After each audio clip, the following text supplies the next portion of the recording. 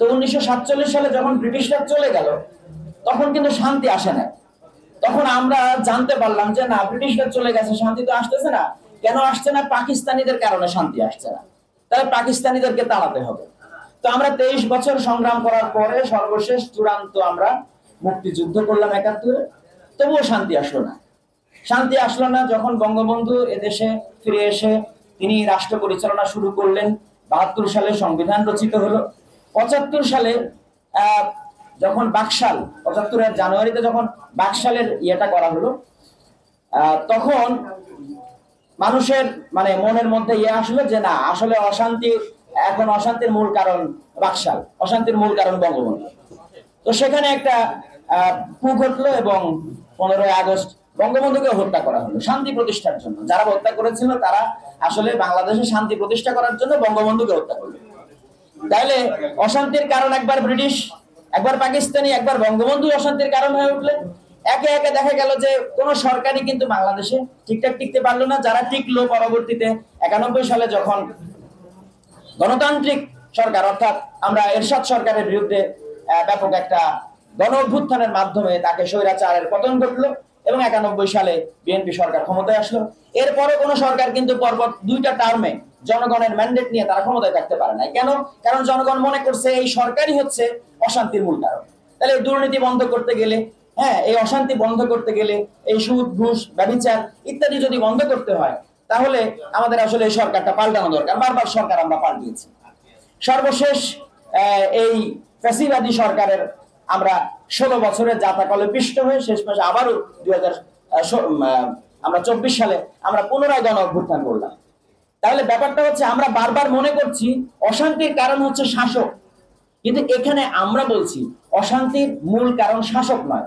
আপনি একটা ধরেন গাছ লাগিয়েছেন, মাকাল ফলের গাছ, তো সেই গাছে একজনকে দায়িত্ব দিয়েছেন, সে পানি দেবে, গাছের পরিচর্যা করবে। এখন গাছে ফল ধরেছে মাকাল ফল, আপনি যদি এখন এই পরিচর্যা যে করছে তাকে পাল্টায় আরেকজনের দায়িত্ব দেন, ভাই তুমি পরিচর্যা করো, আগের লোক পরিচর্যা করতে পারে নাই, মাকাল ফল বাজে একটা কটু ফল হয়েছে, এটা খাওয়া যায় না, আমরা চাই আমের ফল। তো সেই বারবার পরিচর্যাকারীকে চেঞ্জ করলে আসলে আম ধরবে না। আম ধরাতে চাইলে সেই গাছটা উপড়ে ফেলে নতুন একটা আমের চারা রোপণ করতে হবে। তো এখানে আমাদের প্রস্তাবনা হচ্ছে যে আমরা চাই যে আসলে এই ব্যবস্থাটার একটা আমূল পরিবর্তন করতে। এই ব্যবস্থার আমূল পরিবর্তন কেন করতে চাই খেয়াল করেন। গণতন্ত্রটা হচ্ছে মূলত একটা রাজনৈতিক সংকট দূর করার জন্য গণতন্ত্রের উন্মেষ ঘটেছিল। সমাজতন্ত্রের উন্মেষ ঘটেছিল আসলে অর্থনৈতিক সমস্যা দূর করার জন্য। কিন্তু এখানে ব্যক্তিগত মানুষের কিন্তু একটা আত্মা আছে, বিশেষত আমাদের মতন দেশে, আমাদের এই সাবকন্টিনেন্টে কিন্তু প্রায় 99% মানুষ কোনো না কোনো ধর্মে বিশ্বাস করে।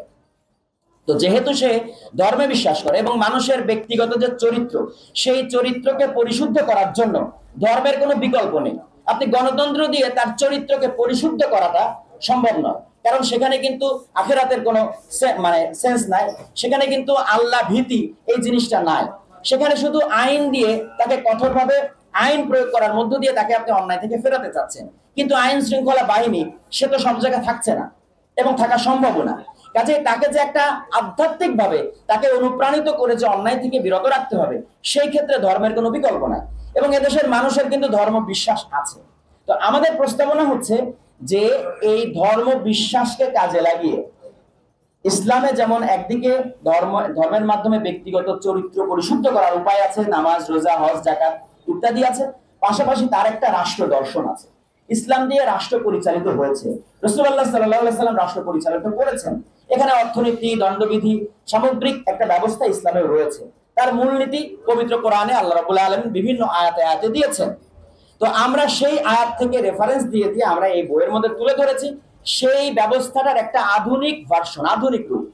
অর্থাৎ 1400 বছর আগে রাসূলুল্লাহ যেটা কায়েম করেছিলেন মূলনীতি সেটাই থাকবে, কিন্তু বর্তমান আধুনিক এই সমাজের সাথে, যেমন নিশ্চয়ই 1400 বছর আগে ট্রাফিক আইন ছিল না, নিশ্চয়ই 1400 বছর আগে মহাকাশ বিদ্যার কোনো আইন কানুন ছিল না, নিশ্চয়ই সেখানে আপনার বর্তমান আধুনিক বিশ্বের অনেক কিছু আছে যেগুলি সেই কোরআনে কিন্তু আলোচিত হয় না, কিন্তু মূলনীতি আছে। তো এজন্য সেই মূলনীতির উপর ভিত্তি করে একটা আধুনিক তৌহিদ ভিত্তিক একটা আধুনিক রাষ্ট্র ব্যবস্থা আমরা প্রস্তাব করেছি।